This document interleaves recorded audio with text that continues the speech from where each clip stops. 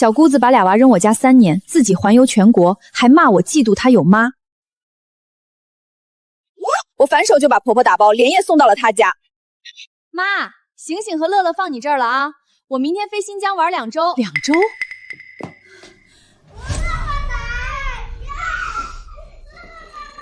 赵阳毅，你还有完没完？今年第6次了。那又怎么了？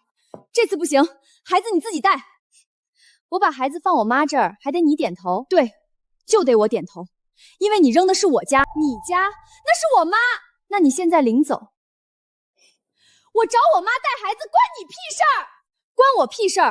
妈累死累活你看不见，孩子一甩你就走人，你真会挑软柿子捏啊！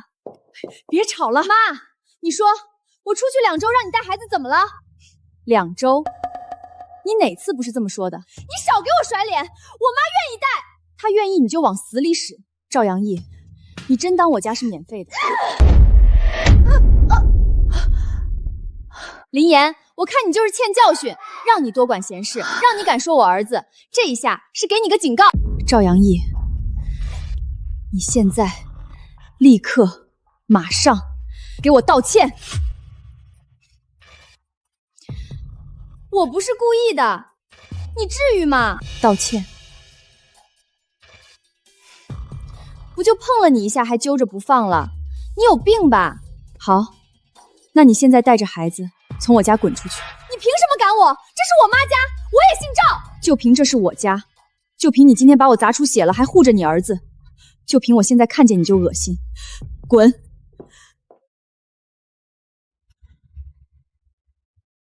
妍妍，你干啥？给你收拾东西，明天搬去杨毅家。他明天不是要去新疆吗？那就让他选，要么别去，自己带孩子，要么把你和2个孩子一起接走，以后别再往我这儿扔。妍妍，你别闹这么大！不是我闹，是他今天把我头砸开了，这事儿就没完了。你真给我妈收拾行李了？对，明天7点车来接。你要么取消行程自己带，要么把妈接走。你凭什么替我决定？就凭你扔孩子进来的时候从来没问过我。你给我等着！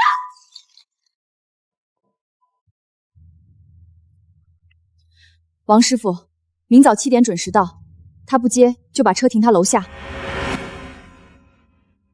赵阳毅，我倒要看看明天这趟新疆你还飞不飞得出去！妈，上车。妍妍，妈真的知道错了，你再给妈一次机会，我保证这是最后一次，以后杨毅再来我绝对把他赶出去，你别送我走行不行？机会我给了您3年，您每次都让我忍忍，现在不用忍了，您是他的亲妈，该陪他帮他的人是您，不是我。您好好在女儿家享清福，不用再惦记我这边，我就不影响你们母女的感情了。妈妈，我们送完奶奶就去看海吗？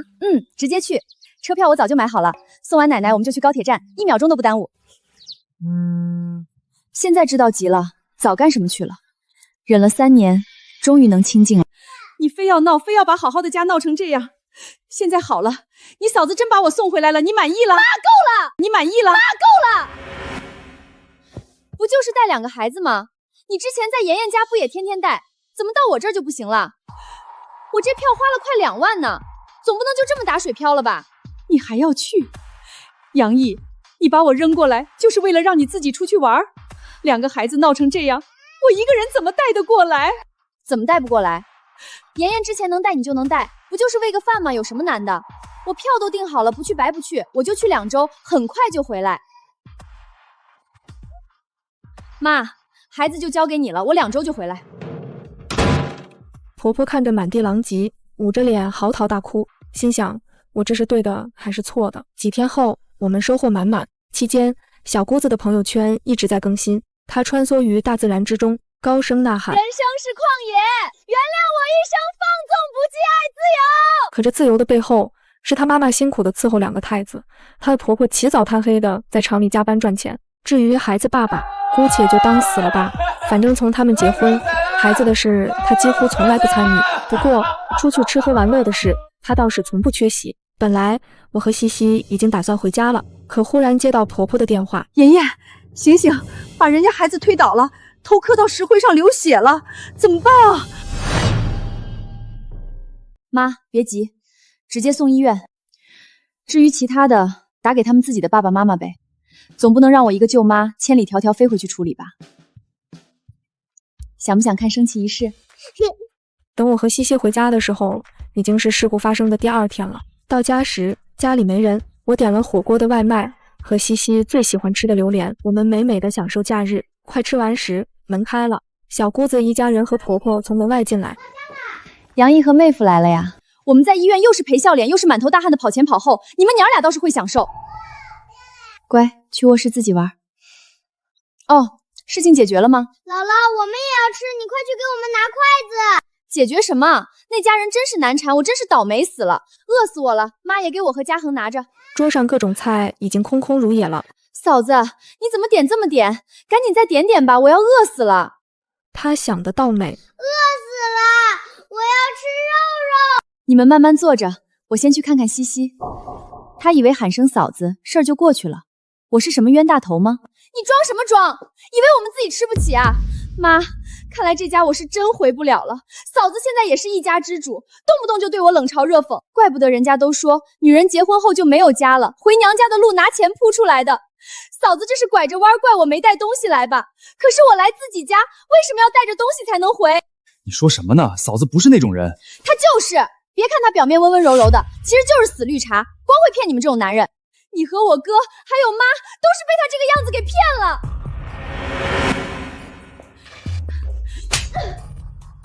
你再骂一句试试！你居然敢打我！妍妍，你疯了！你怎么能动手打杨毅呢？他先张嘴骂我绿茶，我回他一巴掌，合情合理，再合适不过。你这个贱人！我这就给我哥打电话，我让他跟你离婚，让你滚出这个家！你这个贱人！我这就给我哥打电话，我让他跟你离婚，让你滚出这个家！是吗？如果你有这个本事，那就试试啊！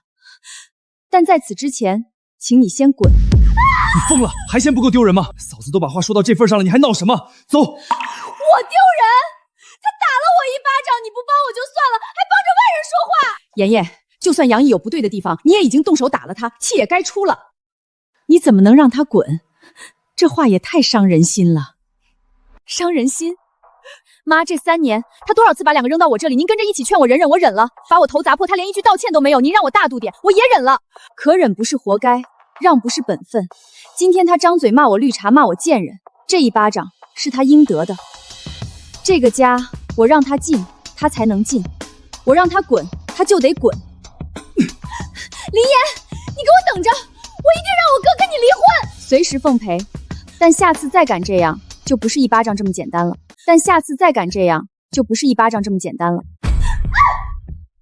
妍妍，小易那边和受伤小孩家的事儿还没了结，他忙不过来，你又不喜欢醒醒和乐乐在咱家住，我只能先过去照顾俩孩子了。老公，刚才我跟小易拌了几句嘴，闹了点冲突，妈心里不痛快，就跟着他一起回家了。妍妍，出什么事儿了？都怪我不好，惹妈。好了好了，别往心里去，我知道不怪你。都怪我太冲动了。小易骂我是绿茶贱人，我本该忍着的，可一时没忍住，竟伸手打了他一巴掌。我现在真的特别后悔。你打了小易一巴掌，我早就忍他忍到极点了。从小妈就把他宠得无法无天，这次他敢这么骂你，是真的太过分了。这笔账我来算，回去我一定好好教训他，绝不会由着他这么胡闹。我等你回来。我忍了太久，久到忘了自己也可以拒绝，久到忘了委屈也需要被看见。刚才那一巴掌是警告，也是底线，让他滚是态度，也是界限。我不想再做那个忍气吞声的人，不想再为别人的错误买单，更不想让我的孩子跟着我受委屈。原本我对她有所顾忌，也不过是看着婆婆和她哥的面子，无论她怎么作妖，我都想着一家人不能弄得太难看。可没想到这样反而更加放纵了她，让她觉得她可以任意侮辱我。别说她了，今天就算是她妈妈或她哥哥说出那句话，我也都会毫不留情地打上去。我嫁进来不是为了让他们任意搓磨的，如果我连自己的尊严都保护不了，以后怎么保护西西？就像刚才双胞胎一进门就能把西西从座位上推开，不经同意抢了我给西西包好放在一旁的榴莲。我数次回想，那天奥特曼是砸在我的头上了，可如果是砸在西西头上了呢？他才6岁，那么坚强可爱心疼我，就算自己很痛，也一定会忍着不让我难过的。我绝不允许这样的事情发生。我老公赵阳成身高1.8米，6块腹肌，工作需要经常出差在外，但赚的钱全部上交，不出差的时间他都会早早回家陪我和西西，家务更是一点不外包。这样的男人，我当然不会轻易松开。今天和赵阳毅的这场冲突，我可是早铺垫很久了。赵阳成和赵阳毅是龙凤胎，两人同年结婚，但他们更早2年要了孩子，所以醒醒和乐乐比西西还要大。从上幼儿园开始，赵阳毅就几乎每个周六日和寒暑假都要把孩子送过来，美曰其名给自己的妈妈带，我不用操心。可男孩子本来就闹腾，他家这2个又没有规矩，整天打打闹闹，我每天下班回来想清静一会都难得。2个孩子在吃饭上也很挑剔，赵阳毅为了让自己儿子吃的有营养，要求婆婆每顿饭都要做的有鱼有肉，可婆婆根本没有收入，买菜的钱都是我出。赵阳毅自己从来没有主动买些鱼肉带过来，甚至周六日不出去玩的时候，他自己还要蹭上几顿。西西喜欢吃榴莲，我每周会给他买1次，可西西肚子小，每次吃不了多少就吃不下了，等过几个小时再想吃的时候，冰箱里就会干干净净。对此赵阳毅还颇为不满。嫂子，我家儿子在你家都养出来吃榴莲的奢侈爱好了，回家老是嚷嚷着让我买，我可不管啊，这是你养出来的，你得负责。他的厚脸皮言论被我转发给他哥赵阳成，一开始赵阳成还笑嘻嘻地说榴莲能花几个钱，他都包了。可升级到每周2次后，他有些绷不住了。老婆，最近榴莲吃的太快了吧？西西自己吃能吃多少？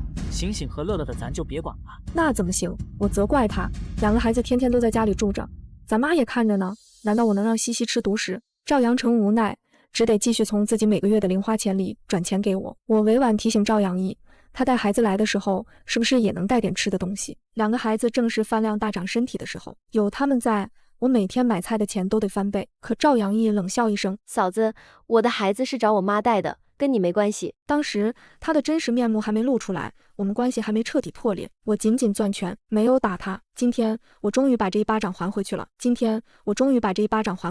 这些事情赵阳成都是知道的，再加上双胞胎在家里拿我的化妆品恶作剧，害婆婆摔倒住院等等，赵阳成也早就对自己的这个没礼貌、自私爱占便宜的妹妹心中厌烦了。我倒要看看赵阳一把电话打过去的时候，他哥哥会如何回应。赵阳成的话完全在我的意料内，我当时选中他，除了他长得一表人才，就是看中他内心的正直干净。可即使相信他不会偏颇任何一方，可毕竟对面是他的亲妹妹，我不想他为难，给他留台阶，也是给我自己铺路。只要不挑战赵阳成的原则，适当示弱，他就一直是我忠实的支持者。婆婆爱女心切，尽管她平时也算照顾我，可今天亲眼见我打了赵阳毅，还是和我冷战了，竟然顺着赵阳毅的话要跟他离开。我知道他心里有气，我也有女儿，能理解婆婆暂时钻牛角尖，便也没拦。不过她今天意气用事离开家很容易，可小姑子家那边的生活可没那么简单。收拾好自己，我又来到婆婆房间，然后预约了同城送件。既然去了，就要好好住几天吗？不多带点衣服，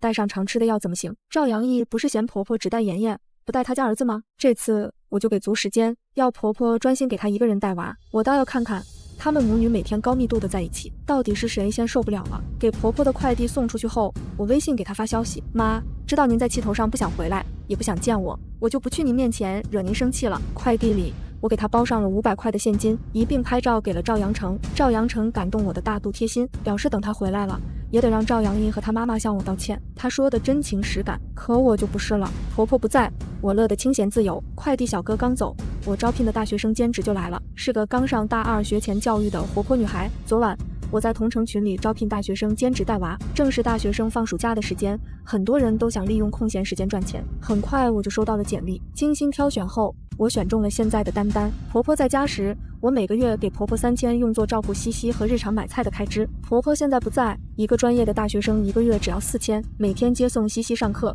陪西西运动玩耍。西西乖巧可爱，和丹丹才相处1天，就已经难舍难分了。第2天我下班回来，特意给丹丹带了小蛋糕，丹丹开心的收下，大夸我大方，又帮我分忧，又情绪价值拉满。要不咱就是说，这世界不能没有大学生呢。晚上给西西洗澡后，我帮她拨通电话跟爸爸视频，趁赵阳成陪孩子的空隙，我打开电脑准备自己的升职答辩。赵阳成知道这次答辩对我很重要，特意陪了西西很久。等西西困了时，我也准备好了材料，笑着拿起手机对着赵阳成吹了一通彩虹屁。谁家老公这么优秀啊，又会赚钱又会陪娃，还这么帅。赵阳成脸红，低声回复，你家的。我把脸伸过去，她隔着屏幕亲了口。忽然，身后响起西西咯咯的笑声，她竟然还没睡着。自从不再和赵阳一联系，生活简直不要太美好。直到丹丹给我打来电话，说婆婆回来了。我淡定道：没关系，那你今天就早点回家吧，辛苦了。婆婆回来是必然的，在女儿女婿家和亲家一起住着，还要伺候2个太子，哪里有那么轻松？下班时，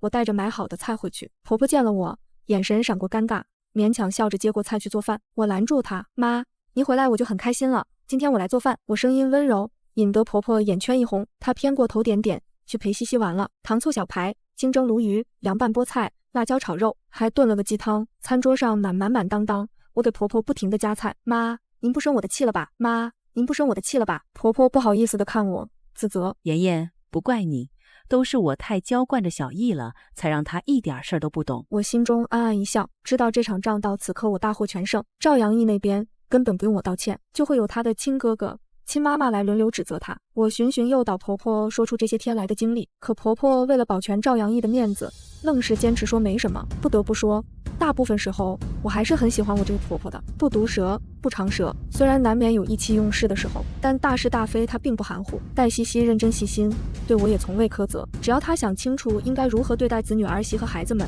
我随时欢迎她回来。不过就算婆婆不说，我也能猜出个大概，毕竟我上周可在菜市场亲眼见到了他们母女的相处。几天前我外出办公，路过赵阳一家附近的菜市场，见几个人争执不下，我被引起了注意。这一看不要紧，争执的主角竟然是我的小姑子和婆婆。起因是他们要了几只梭子蟹，可付款时因为谁来付钱的问题产生了矛盾。婆婆看着赵阳一面露难色：小易，妈妈没有钱了，这200多块钱得你来付。赵阳一性眼睁大，讥讽：不是吧妈，和我哥他们在一起你就买得起菜，住我家就开始哭穷了。婆婆急忙摆手解释：不是的，你嫂子给我的500块钱我都花完了，这几天买菜和给醒醒他们买玩具的钱都是我出的。你一个当姥姥的，给外孙买个玩具还要值得炫耀啊？赵阳义声音拔高：我算是知道了，外孙有个外子，你早就拿我们娘仨当外人了是吧？边说着她又哭起来，周围围的人越来越多。婆婆害臊的低声求赵阳义快点付钱。小易，这个不是你和女婿想吃的吗？你看在这个份上，赶紧把钱付了吧。可赵阳义情绪上头，满脑袋都是自己被亲妈区别对待了，哪里听得下去婆婆说了什么？她崩溃大喊：你就是重男轻女吧？亏我还以为你从小是疼我的。即使隔着几米，我依然能看到婆婆听到这话时脸上表情的震惊。她身子晃了晃，不敢相信自己听到的话。多年无条件宠爱发出的子弹此刻回旋，正中婆婆的眉心。她无力地摇摇头：随你吧，转身离开。赵阳义也恼怒着，把一袋子梭子蟹重重扔回去。可商家并不打算就这么放她离开。姑娘，你左挑右挑，占了我们这么久的时间，现在又把蟹扔坏了，行？不买下来肯定不行的。赵阳义用力甩开她的拉扯，大喊：我没钱怎么买？我见热闹差不多结束，摇摇头继续赶自己的路。在赵阳义的心中，婆婆这些年该是补贴了我们很多钱吧？可她不知道的是，婆婆自从不再出摊后就没有收入了。那几年小吃摊生意不好做，我也担心婆婆身体吃不消，就和赵阳成商量了，不要再让婆婆出摊，辞掉了保姆，让婆婆专心带西西。那时西西已经4岁了，带起来并不费劲。婆婆平时的日常就是接送西西，收拾家里。我每个月给婆婆3000，用作买菜和接送西西的花销，其他水电等家庭正常开支，还有给婆婆添置生活用品的钱，都是我在付。赵阳成常常不在家，我们3个人3000块钱足够吃好喝好。可碰上寒暑假和周6日就不一样了。醒醒和乐乐又是胡吃海塞，说我家的饭比他家丰盛，又是在家里打打闹闹，碰坏这碰坏那。再加上赵阳一2口子来我家接送孩子时也会留下吃饭，3000就有些吃力了。期间赵阳义除了偶尔带点便宜的香蕉橘子，从来没给西西和婆婆花过1分钱，甚至他曾经故意在饭桌上含沙射影。妈，我不拿东西回来，我嫂子会不会不高兴啊？婆婆没听出话里的意思，笑着说：一家人哪里那么多讲究？我刚好开卧室门，赵阳义看着我挑衅一笑：是吧？我觉得也是，我回自己家，别人可管不着。所以赵阳义把婆婆带走时，她该觉得自己终于把一个小金库带回家了，想趁机多从婆婆身上薅点钱出来。真是做梦，她也不想想自己爸爸早就不在了，自己妈妈置办了儿子和女儿2个人的终身大事，身上怎么可能还有多余的钱呢？更可怜的是赵阳义自己，他自诩一身自由热烈，生活肆意如风，上班的时候说请假就请假，和搭子出去旅游，走遍大江南北的同时，工资也少得可怜，到现在连个菜钱都付不出来。而她那个老公呢，和她更是一样的生活态度。当初婆婆和赵阳成都不同意她嫁给现在的老公，觉得她不够踏实稳妥。可赵阳义坚持要嫁，嫁之后的日子就是两个人一起啃老。这么热的天气，她的公公婆婆退休后依然双双去厂里打工，而他们夫妻在19年华，纵情肆意人生，连他们的2个儿子在我家吃饭时都显得像没吃过好东西的样子。婆婆回来后，我依然选择让丹丹留下来。一是担心婆婆这几天还心神不宁，照顾西西不安全；二是丹丹在教育小朋友方面真的很专业，她也真心喜欢西西。西西也不想和这个可爱有趣的姐姐分开，多花4000块钱而已，让赵阳成多加班也就有了。我们的生活又恢复了平静，直到小姑子拖家带口来我家了。我下班刚进小区，就看到西西和丹丹在楼下的小公园画画，见到我，丹丹才生气地和我控诉：妍妍姐，西西的姑姑带着孩子来了，吵得要命，烦死了。我怕他们打闹伤到西西，就带西西下来了。我赞赏的点头，谢谢她的细心，托她再陪西西在楼下玩一会，我自己先上去看看。果然，一进楼道就听到里边吵吵闹闹，其中夹杂着婆婆劝他们回自己家的声音。我说了好几遍了妈，那家人天天在我家楼下堵着我们，好不容易今天他们不在，我们才悄悄溜过来的。我懂了，她说的是醒醒推倒的女孩父母。一开始赵阳义还想以小孩子之间玩闹而已，不负责任，可人家根本不惯着他这一套，他不去医院付医药费，人家就直接报警了。赵阳义夫妇死皮赖脸还是不付，人家就堵到他们楼下。可是这都是他自己作死，不管教孩子酿成的麻烦，现在想用这个波及我们家。我拿出钥匙开门，一进门就瞬间迎来所有人的注视。客厅里堆满了赵阳义全家的行李，我下脚往里边走都费劲。婆婆慌乱到手足不安，吞吞吐吐，不知道该怎么和我解释。我拍拍婆婆的手，要她安心，然后笑着看向赵阳义和她老公：妹夫，你也要一起跟着住过来吗？她早就在赵阳义和婆婆的拉扯中羞得满脸通红，见我笑着问，更是尴尬地拉住赵阳义的胳膊。我就说你不要过来打扰嫂子，你非这样还不赶紧走？男人嘛，总是要维持着自以为很有分量的面子。我不走。赵阳义甩开他，这房子是我妈出的钱，凭什么我不能住？我轻声纠正他，妈只出了首付哦。赵阳义一怔，着急着找补，那后边的贷款也是我哥在付，我亲哥付的钱我怎么不能住？我笑出声，妹妹，你要不要去银行看看每个月的付款人是谁？赵阳成每个月的工资，每年的年终奖金都在我手里，他怎么可能支付呢？还有，那不叫你哥的钱，那是我和你哥哥的夫妻共同财产。简而言之，这个房子的女主人现在是我，任何对西西不尊重的人或事，我都不允许发生在这个房子里。赵阳义哑口无言，愤怒的又把矛头转向婆婆。妈，你现在就这么看着你女儿被外人欺负是吧？难道我爸爸没了，我的亲妈也死了吗？我难以置信的看向赵阳义，他竟然说得出这种话。婆婆也瞬间脸色惨白，双胞胎见妈妈哭了，用力上前扑打婆婆。下一秒，一个熟悉的声音响彻门口：赵阳义，你犯什么病了？我回头，是我老公赵阳成回来了，我心中瞬间轻松。好了，他们一家的事就该他们一家解决吗？以赵阳成刚正的性格，赵阳义今天这句话就是彻底触及赵阳成的底线了。果然，赵阳成大步进门，抓起满地行李，通通扔出门外。他指着一对吓呆的双胞胎：还有你们俩也立刻出去！赵阳义惊呼着扑上来，想拦住他。哥，你疯了吗？那些都是我们的东西。赵阳成一把将他推开，力道之大，让他踉跄着撞到墙上，脸色瞬间惨白。他铁青着脸，目目圆睁，指着赵阳义的鼻子，一字一句地教训起来，声音里满是失望和怒火，连周围的空气都仿佛凝固了。疯的是你，赵阳义，我今天就把话给你说透，从今往后，你再敢踏这个家门一步，再敢对咱妈说一句大逆不道的话，我绝不饶你。他上前一步，居高临下地盯着赵阳义，每一句话都戳中他的痛处，没有半分情面。你说咱妈偏心，可这套房子2成的首付和你的陪嫁是一模一样的钱，妈这辈子省吃俭用，没亏待过你半分。从小到大连家里有什么好东西，我哪次不是先让着你？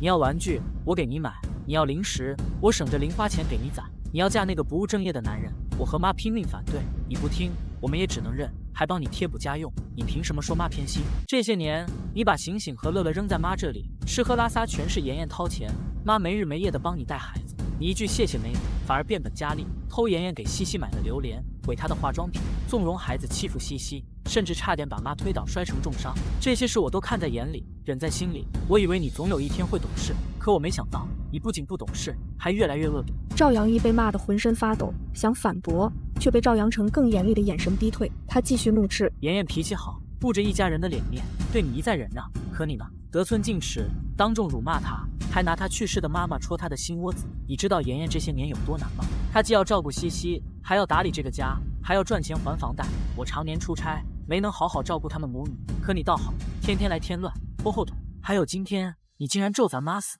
还有今天，你竟然咒咱妈死！赵阳义，你良心被狗吃了吗？妈一把屎一把尿把你拉扯大，给你操办婚事，帮你带孩子，到最后换来你一句这样的话，你自己不务正业，不想着好好赚钱养家，不想着管教自己的孩子，出了事情就往娘家躲，就想让我和妍妍帮你擦屁股。你做梦！他转头看向那2个还在哭闹的双胞胎，声音沉了下来。还有你们，谁叫你们扑打奶奶的？平时在我家撒野也就罢了，还敢对自己的亲奶奶动手！今天我就替你们爸妈好好教训教训你们！说着，他抬手做事要打。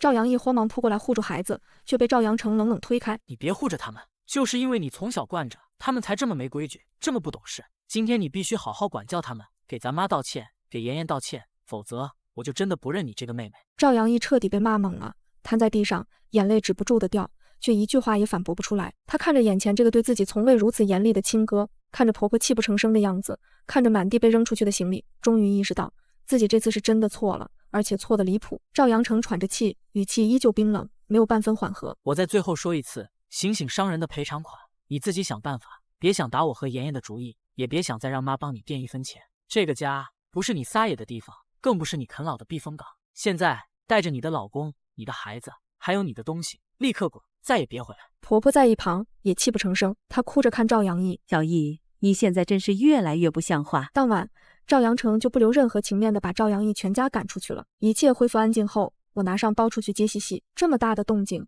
他们母子该有很多话要交流一下吧。汉堡店里灯火通明，西西和丹丹在窗边的位子说说笑笑。见我来，丹丹鼓着肚子和我开玩笑：妍妍姐，你点的全家桶，我们俩都吃撑了。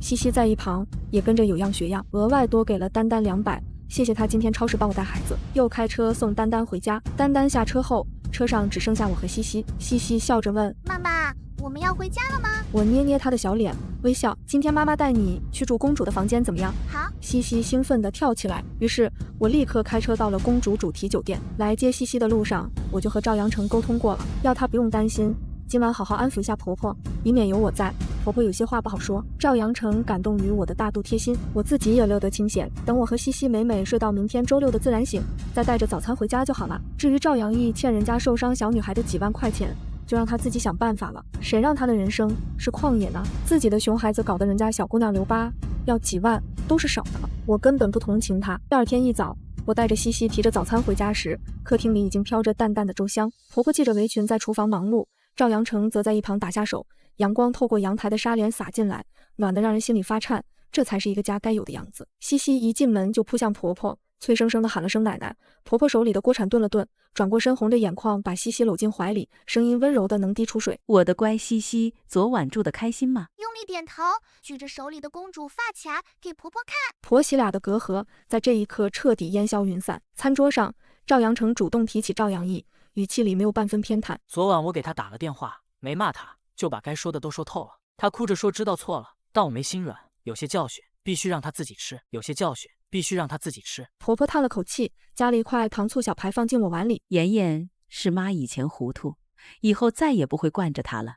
咱们一家人好好过日子。我笑着点头，没有多说什么。原谅是不可能的，但看在婆婆和赵阳成的面子上，我可以做到不再计较，前提是赵阳义再也不来打扰我们的生活。赵阳义的下场比我预想的还要凄惨。那天被赵阳成赶出去后，她带着老公和孩子无处可去，只能暂时住在廉价的小旅馆里。醒醒伤人的赔偿款拖了半个月，对方见她始终不露面，直接起诉了她。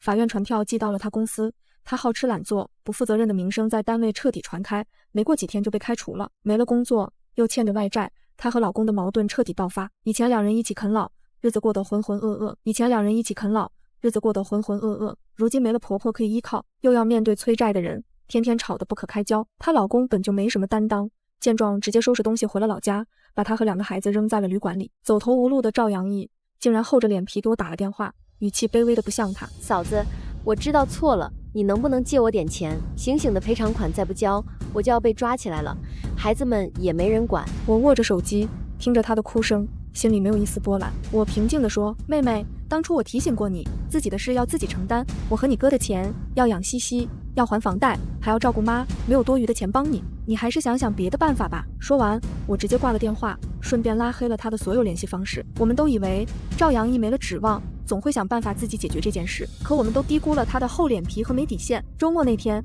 我和赵阳成带着西西和婆婆去商场买东西，刚走到停车场，就被冲过来的赵阳毅拦住了车。他披头散发，眼睛通红，身后跟着他那个只会缩着脖子玩手机的老公，还有2个吵吵闹闹的双胞胎。赵阳成猛地踩下刹车，脸色瞬间沉了下来。赵阳毅直接扑到车窗前，用力拍着玻璃，嘶吼着：“赵阳成、林岩，你们给我下来！你们见死不救，是不是非要逼死我才甘心？”周围路过的人都纷纷看过来，对着我们指指点点。西西被吓得往我怀里缩，婆婆也气得浑身发抖，打开车门就要下去骂他。我按住婆婆，对赵阳成说：“你别下去，我来。”我推开车门，站在赵阳毅面前，语气平静：“你闹够了没有？”“闹，我这是求你们救命。”赵阳毅红着眼，指着我的鼻子：“林岩，都是你，要不是你挑唆，我哥和我妈不会不管我。不就是8万块钱吗？你们家又不是拿不出来，你们就眼睁睁看着我被起诉，看着我去坐牢。”第一，没人挑唆，是你自己的所作所为，寒了妈和杨成的心。我拨开他的手，一字一句。第二，这8万块是你儿子把人家小姑娘砸伤该赔的钱，是你这个当妈的法定责任，不是我们的义务。第三，就算你真的被起诉，也是民事纠纷，坐不了牢，别在这危言耸听，博人同情。你少跟我说这些大道理。赵阳毅彻底疯了，一屁股坐在地上，拍着大腿哭嚎起来。大家快来看啊，亲哥亲嫂子有钱住大房子，开豪车，眼睁睁看着亲妹妹被逼死，儿媳妇挑唆着婆婆不认女儿，天底下哪有这么狠心的人啊？她老公站在一旁，头埋得低低的，一句话都不敢说。2个双胞胎也学着妈妈的样子，在地上打滚哭闹，场面难看至极，场面难看至极。赵阳成再也忍不住，推开车门下来，一把拽起地上的赵阳毅，气得声音都在抖。赵阳毅，你闹够了没有？你不嫌丢人，我还嫌丢人。我连活路都没有了，我还怕什么丢人？赵阳毅正拍他。今天你们要么给我拿8万块钱，要么我就死在你们面前。好啊，我看着他，忽然笑了。你要死，别死在我们面前，脏了我们的眼。不过在你死之前，我倒要跟大家好好说说，你这些年都做了些什么。我环顾了一圈围观的人，声音清晰。各位，她是我小姑子，今年30岁，2个孩子的妈。从结婚到现在，孩子几乎全扔给她亲妈带，自己天天出去旅游，标榜什么人生是旷野，把自己的自由全建立在亲妈和我们一家人的辛苦上。前几天，她亲手拿玩具砸伤我的额头，不仅不道歉，还骂我装模作样，转头就把2个熊孩子扔给他妈，自己去新疆玩了半个月，结果孩子没人管教，把别人家小姑娘推倒磕破了头，要赔8万块钱，她自己1分钱拿不出来，不想着承担责任，反倒跑到这来撒泼打滚，道德绑架我们。她嘴里说我们狠心，可这些年她吃的用的，孩子的奶粉零食哪一样没花过我们的钱？她亲妈没有收入，平时的生活费买菜钱全是我们给的，她带着孩子来家里蹭吃蹭喝，1分钱没出过，反倒嫌我们给的不够多。今天她敢在这撒泼，无非就是笃定我们顾着亲情会给她兜底。但我今天把话放在这钱我们1分都不会给。你自己的人生你自己负责，你自己闯的祸你自己擦屁股。围观的人瞬间议论纷纷，看向赵阳毅的眼神从一开始的同情变成了鄙夷和不屑。原来是这么回事啊，自己啃老还有理了。自己的孩子闯祸，凭什么让哥嫂赔钱？真是脸都不要了，还拿玩具砸嫂子，这小姑子也太不是东西了。赵阳毅的脸一阵红一阵白，被众人的议论说得抬不起头，再也没了刚才撒泼的架势。她老公更是恨不得找个地缝钻进去，拽着她的胳膊就往旁边拖。你别在这丢人现眼了，赶紧走。我不走。赵阳毅还想挣扎，可看着周围人鄙夷的目光，最终还是没了底气，被她老公连拉带拽的拖走了。围观的人散了，婆婆站在原地，眼泪掉了下来，嘴里反复念叨着造孽啊，真是造孽啊。经此一事，婆婆是彻底死了心。晚上回到家，她把自己的银行卡、存折全都拿了出来，放在我面前。妍妍，这些钱都是你和杨成这些年给我的，我1分没动，都放在这儿。以后我1分钱都不会给赵阳毅。赵阳毅的撒泼打滚没起作用，婆婆那边也彻底断了念想。她终于慌了，眼看赔偿期限越来越近，人家小姑娘的家长天天打电话催，甚至直接找到了她家门口。她被逼得没办法，最终还是把自己那辆代步车卖了，凑够了8万块钱，赔给了人家。没了车，她连出门玩都不方便，更是恨透了我们。可经过停车场那一次，她也不敢再来我们家撒野，只能在朋友圈阴阳怪气，骂我们冷血无情，骂亲情凉薄。我早把她拉黑了，眼不见心不烦。赵阳成只跟婆婆说，要是赵阳毅真的有正经事，让她通过婆婆联系，其他乱七八糟的事一概不理，日子终于彻底清静了下来。后来还是婆婆从老家亲戚那里听说，赵阳义实在没办法，只能去找他的公公婆婆。可他公婆早就被这对夫妻榨干了积蓄，退休后打零工的钱勉强够自己生活，根本帮不上他。最后赵阳义只能找了一份流水线的工作，每天加班到深夜，才能勉强凑够房租和孩子们的生活费。双胞胎因为从小被惯得没规矩，在学校里经常欺负同学，上课调皮捣蛋，老师找了好几次家长，最后直接劝退了。赵阳义没办法，只能把孩子们带到工厂附近的小托管班，每天拖着疲惫的身体下班，还要应付2个孩子的哭闹和抱怨。往日里的骄纵和任性早已被生活磨得一干二净，而我们家的生活却越过越红火。我的升职答辩顺利通过，薪水涨了一大截，终于不用再为了柴米油盐刻意算计。单单暑假结束后，虽然不能再天天来带西西，但我们一直保持着联系。她偶尔会来家里做客，西西每次都笑得合不拢嘴。婆婆彻底醒悟后，再也没有提过让赵阳义来家里的事，每天专心照顾西西，打理家务，还跟着小区里的阿姨们学做新菜式，变着花样给我们做可口的饭菜。赵阳成出差的次数少了些，只要不出差，每天都会早早回家，陪西西读书、玩游戏，帮我和婆婆做家务。我们一家3口的日子温馨又安稳。有一次，我带着西西去超市，远远地看到了赵阳义，他穿着洗得发白的工作服，头发凌乱，脸上满是疲惫，手里提着打折的蔬菜，身后跟着2个瘦了不少，也安分了许多的双胞胎。看到我，他眼神躲闪，下意识地拉着孩子躲到了货架后面，再也没有了往日的嚣张气焰。西西拉了拉我的衣角，小声问：妈妈，那是姑姑吗？我摸了摸她的头，笑着摇头：不是哦，我们西西只顾着选自己喜欢的草莓就好了。有些路人不值得我们停下脚步去关注，更不值得我们浪费情绪。年底的时候，赵阳成带我和西西、婆婆去3亚旅游，看着蔚蓝的大海，西西在沙滩上奔跑嬉戏，婆婆坐在遮阳伞下笑着看着我们。赵阳成牵着我的手，轻声说：老婆，谢谢你，是你让这个家变得越来越好。我靠在他的肩膀上，心里满是踏实。我知道我当初的坚持没有错，捍卫自己和西西的生活，不是自私，而是对自己、对家人负责。那些试图欺负我们、消耗我们的人，终究会被自己的自私和懒惰反噬。回来后，婆婆收拾房间时，翻出了赵阳义以前落在家里的一件衣服，她看了看，终究还是叹了口气，把衣服叠好，放进了捐赠箱。有些亲情一旦被消耗殆尽，就再也回不去了，与其纠缠，不如体面放手。春节的时候，我们一家4口围坐在餐桌旁，吃着热气腾腾的年夜饭。西西举着杯子，奶声奶气地说：祝爸爸妈妈、奶奶新年快乐，我们永远在一起。赵阳成笑着把西西抱起来，婆婆眼里满是欣慰。我看着眼前的一切，心里充满了幸福感。至于赵阳义，听说他后来又找了一个男人，可对方也不是什么踏实过日子的人，2人在一起没多久就吵得不可开交，最后还是分开了。他依旧带着2个孩子，在底层苦苦挣扎，再也没有能力来打扰我们的生活。我常常想，人生就像一场修行，有些人选择踏实努力，收获幸福，有些人选择自私自利，最终自食恶果。而我会一直守着我的小家，守着我爱的人，不卑不亢，不慌不忙，活成自己最想要的样子。毕竟真正的幸福从来都不是忍出来的，而是靠自己争来的。开春后，西西顺利上1年级，聪明又懂事，每次考试都是班里的前几名。婆婆每天接送她上下学，嘴里总挂着我的乖孙女真争气，脸上的笑容就没断过。我升了部门主管后，工作虽然忙了些，但赵阳成总是尽全力支持我，每天下班回家，不管多晚，都会给我留一盏灯，热一碗汤。有一次，老家的亲戚来城里看病，住在我们家，闲聊时偶然提起赵阳义，说他换了份保姆的工作，照顾一个独居老人，薪水比流水线稍高些，但更辛苦，每天天不亮就起床，深夜才能休息。双胞胎也终于进了一所偏远的民办小学，懂事了不少。放学后会帮着赵阳义做些简单的家务，不再像以前那样无理取闹。婆婆听了，只是沉默着叹了口气，没有再多问，转身去厨房给亲戚倒水。我知道她心里还是有这个女儿的，但这份牵挂早已被赵阳义一次次的伤害磨成了无奈，再也不会像以前那样毫无底线的纵容。赵阳成也只是淡淡说了一句：路是他自己选的，便不再提及，眼里没有惋惜，只有对眼前生活的珍惜。夏天的时候，我带着西西、婆婆去公园散步，远远看到一个熟悉的身影在捡矿泉水瓶，走近了才发现是赵阳义的婆婆，也就是醒醒和乐乐的奶奶。她头发花白，佝偻着身子，手里提着一个破旧的袋子，一边走一边低头搜寻，脸上满是沧桑。看到我们，她慌忙低下头，加快脚步躲开了，想来是觉得难堪。西西不解地问：妈妈，那个奶奶怎么在捡瓶子呀？我摸了摸她的头，轻声说：每个人都有自己的生活要过，我们过好自己的就好。是啊，世间万物皆有因果。